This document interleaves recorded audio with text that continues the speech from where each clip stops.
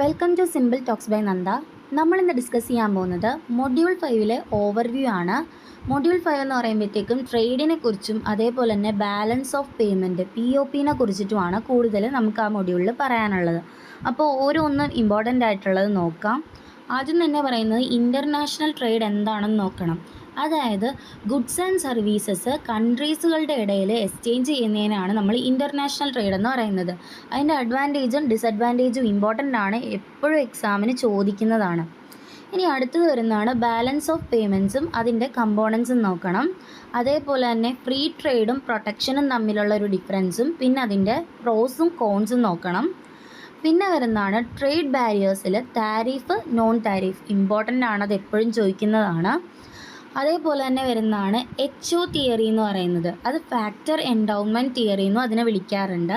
അതിനെക്കുറിച്ചൊരു short note നോക്കി വയ്ക്കണം.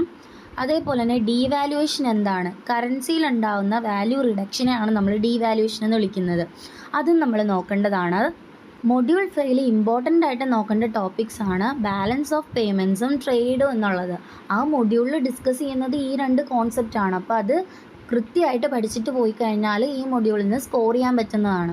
IFT exam crack ചെയ്യാനുള്ള നമ്മുടെ ഫൈനൽ സ്ട്രാറ്റജി എന്ന് പറയുന്നത് ന്യൂമറിക്കൽസിൽ കൂടുതൽ ഫോക്കസ് ചെയ്യുക. അതേപോലെ തന്നെ ഗ്രാഫ്സ് പഠിക്കുന്നുണ്ടെങ്കിൽ അത് കൃത്യമായിട്ട് പഠിക്കുക, അതിലൊരു മിസ്റ്റേക്കും വരുത്താൻ പാടില്ല. അതേപോലെ തന്നെ റിപ്പീറ്റഡ് ആയിട്ടുള്ള ക്വസ്റ്റ്യൻസ് കവർ ചെയ്ത് പോവുക.